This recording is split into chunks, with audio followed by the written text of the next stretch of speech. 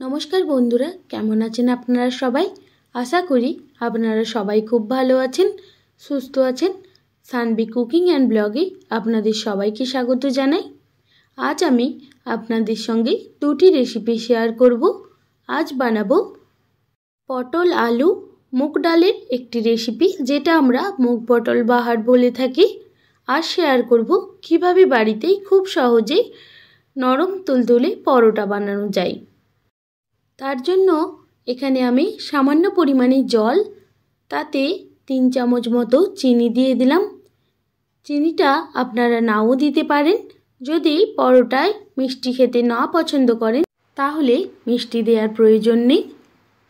চিনি দিয়ে জলটা ভালোভাবে ফুটিয়ে নিতে হবে যতক্ষণ না পর্যন্ত চিনি ভালোভাবে গলে যায়। এরপর একটা এরকম বড় জায়গা নিয়ে নিয়েছি, তাতে 4 চামচ মতো ময়দা দিয়ে দিলাম, আর দিয়ে দিলাম স্বাদ মতো নুন, দিয়ে দিলাম 2 টেবিল চামচ মতো রিফাইন্ড অয়েল। এরপর হাত দিয়ে খুব ভালো করে মেখে নিতে হবে, যাতে ময়ানটা ময়দার সঙ্গে ভালোভাবে মিশে যায়। এরপর জলটা হালকা ঠান্ডা করে ময়দার সঙ্গে সামান্যভাবে দিয়ে ময়দাটা মাখিয়ে নিতে হবে।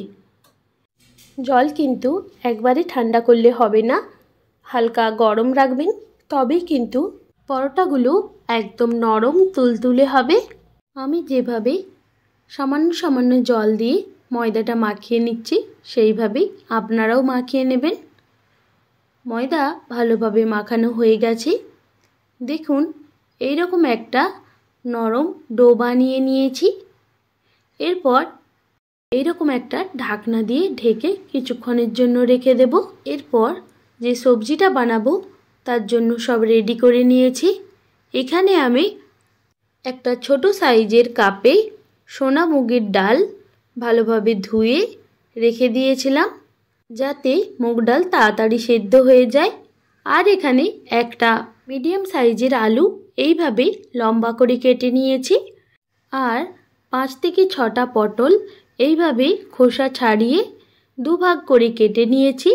আর নিয়েছি কয়েকটা কাঁচা লঙ্কা, মাঝখান থেকে সেটা চিড়ে নিয়েছি। আর 2টো ছোট সাইজের টমেটো মাঝখান থেকে 4 ভাগ করে কেটে নিয়েছি। এরপর নিয়েছি স্বাদ মতো চিনি, সামান্য গোটা জিরে, একটা শুকনো লঙ্কা, একটা তেজপাতা, সামান্য নুন আর সামান্য গরম মশলার গুঁড়ো, আর নিয়েছি সামান্য হলুদ গুঁড়ো, আর লাগছে 1 চামচ ঘি আর সামান্য সরিষার তেল। এরপর একটা কড়াই বসিয়ে দিলাম। কড়াইটা ভালো করে গরম করে নিয়ে দিয়ে দিলাম সামান্য পরিমাণে সরিষার তেল। তেলটা কড়ার চারিপাশে চাড়িয়ে নিলাম। তারপর তেলের উপর দিয়ে দিলাম কেটে রাখা আলু। আলুটা ভালোভাবে নাড়াচাড়া করে নিয়ে দিয়ে দেব কেটে রাখা পটল।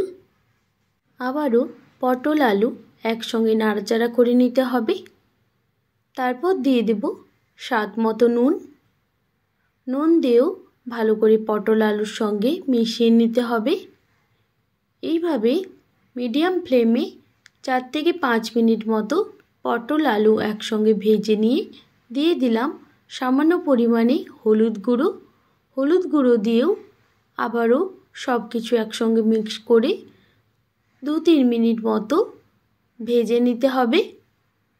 পটল আলু এমনভাবে কাটবেন যাতে দুটোই একসঙ্গে ভালোভাবে ভাজা হয়ে যায়। পটল আলু একসঙ্গে ভেজে তুলে নিয়ে ওই কড়ায় দিয়ে দিলাম সামান্য পরিমাণে সরিষার তেল। তেলের উপর দিয়ে দিলাম গোটা জিরে, একটা শুকনো লঙ্কা আর একটা তেজপাতা। এরপর গোটা জিরে, শুকনো লঙ্কা, তেজপাতা হালকা ভেজে নিয়ে দিয়ে দিলাম ধুয়ে রাখা সোনা মুগের ডাল। সোনা মুগের ডাল দিয়ে ভালো করে সব কিছু একসঙ্গে মিশিয়ে নাড়াচাড়া করে নিতে হবে। এই সময় দিয়ে দেব সামান্য পরিমাণে হলুদ গুঁড়ো, যাতে মুগ ডালটা ভাজার সময় হলুদের কাঁচা গন্ধটাও চলে যায়। 3 থেকে 4 মিনিট এইভাবে মুগ ডাল ভালোভাবে ভেজে দিয়ে দিলাম কেটে রাখা পটল আর আলু। পটল আলু একসঙ্গে মুগ ডালের সঙ্গে হালকা নাড়াচাড়া করে নিলাম। তারপর দিয়ে দিলাম কেটে রাখা টমেটো আর চেরা কাঁচা লঙ্কা। আবারও সব উপকরণগুলো একসঙ্গে মিশিয়ে 2 থেকে 3 মিনিট মতো নাড়াচাড়া করে নিতে হবে।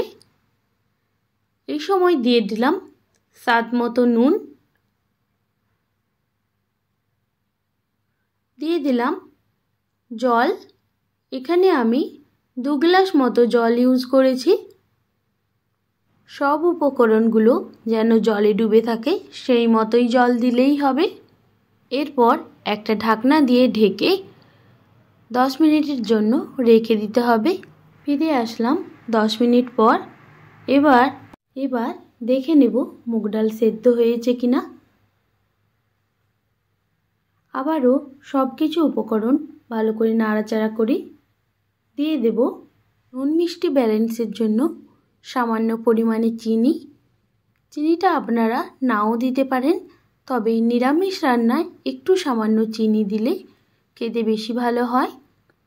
এরপর দিয়ে দিলাম সামান্য গরম মশলার গুঁড়ো আর দিয়ে দেব 1 চামচ ঘি।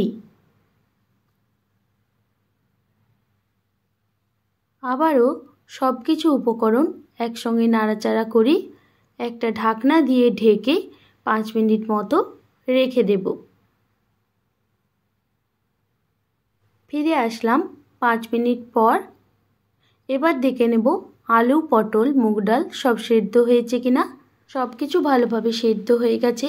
মুগ পটল বাহার রেডি। আমি একটু পাতলায় নামিয়েছিলাম, আপনারা চাইলে আর একটু ঘন করে নিতে পারেন। এবার গ্যাসের ফ্লেমটা বন্ধ করে দেব। এরপর পরোটাটা বানিয়ে নেব। তার জন্য ঢাকনাটা সরিয়ে ময়দাটা আবারও 1 মিনিট মতো হাতে করে দলে নিতে হবে। তারপর এই রকমভাবে লেচিগুলো কেটে নিতে হবে।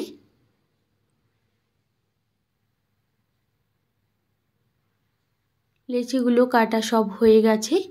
এবার 2 হাতে করে খুব ভালো করে ঘুরিয়ে ঘুরিয়ে লেচিগুলো এরকম পাক দিয়ে নিতে হবে।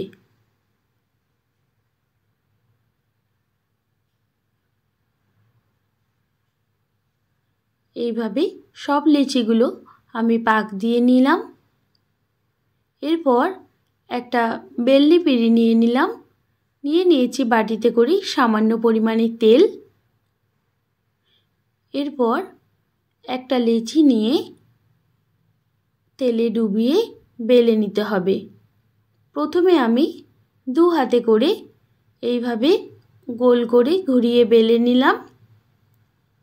তারপর মাঝখান থেকে 2 ভাগ করে মুড়ে নিলাম। আবারও সাইড থেকে মুড়ে এইভাবে বেলে নিতে হবে।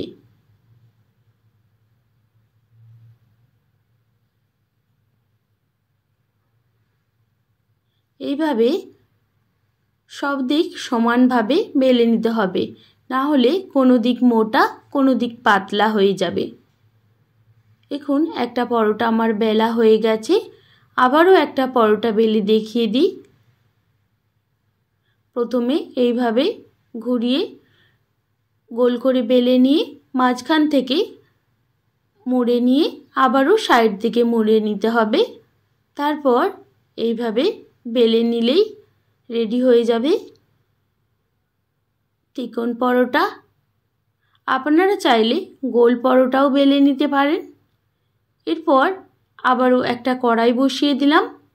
কড়াই দিয়ে দিলাম সামান্য পরিমাণে সরিষার তেল, না হলে প্রথমবার পরোটাটা ভাজার সময় কড়াই লেগে যায়।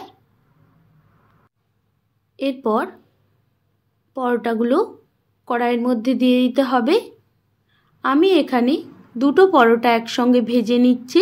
আপনারা যদি একসঙ্গে ভেজে নিতে না পারেন তাহলে একটাও ভেজে নিতে পারেন। এইভাবে পরোটা উল্টে পাল্টে 2 সাইড খুব ভালো করে ভেজে নিতে হবে। এক সাইড ভাজা হয়ে গেছে। এভাবে খুন্তি দিয়ে উল্টে দিলাম। আবারও এইভাবে উল্টে পাল্টে প্রথমে ভেজে নিচ্ছি। তারপর দিয়ে দিলাম 1 চামচ তেল। তেল দিয়েও উল্টে পাল্টে পরোটা ভালো করে ভেজে নিতে হবে। পরোটা ভাজা হয়ে গেছে, একটা প্লেটে তুলে নিলাম। আবারও আপনাদেরকে দুটো পরোটা ভেজে দেখিয়ে দেব, তাই জন্য কড়াইয়ের দু সাইডে দুটো পরোটা দিয়ে দিলাম। এইবার প্রথমে তেল দিলাম না, যেহেতু প্রথমবার পরোটাটা ভাজা হয়েছে, কড়াই হালকা তেল লেগে রয়েছে, সেই জন্য এইভাবে সেঁকে সেঁকে পরোটা প্রথমে ভেজে নিয়ে দু সাইড তারপর দিয়ে দিলাম 1 চামচ তেল। তেল দিয়ে ভালো করে পরোটা ভেজে নিলাম উল্টে পাল্টে। তারপর একটা প্লেটে সার্ভ করে নিয়েছি। দেখুন কতটা লোভনীয় হয়েছে। আপনারাও এইভাবে অবশ্যই বানাবেন, ভীষণ ভালো হয় খেতে। মুগ পটল বাহার আপনারা ভাত, রুটি, পরোটা, লুচি সব কিছুর সঙ্গেই সার্ভ করতে পারেন। সব কিছুর সঙ্গে এটা খেতে দুর্দান্ত লাগে। আমার রেসিপিগুলি আপনাদের কেমন লাগে অবশ্যই কমেন্ট করে জানাবেন। আর যদি ভালো লেগে থাকে একটা like, comment, share and subscribe করে আমার পাশে থাকবেন। আর যদি নতুন কোনো বন্ধু রেসিপিটা দেখে থাকে তাহলে অবশ্যই আমার চ্যানেলটি সাবস্ক্রাইব করে দেবেন, যাতে নিত্য নতুন রান্নার ভিডিও আপনার কাছে পৌঁছয়। আর বেল আইকনটাও অবশ্যই প্রেস করে দেবেন, যাতে প্রতিদিনের নতুন নতুন ভিডিও আপনাদের কাছে সবার প্রথমে পৌঁছে যায়। আপনারা সবাই খুব ভালো থাকবেন, সুস্থ থাকবেন। আপনাদের মহামূল্যবান সময় এতক্ষণ আমার সঙ্গে থাকার জন্য সবাইকে অনেক ধন্যবাদ। ফিরে আসছি নতুন কোনো ভিডিও নিয়ে। এখনের মতো সবাইকে বাই বাই।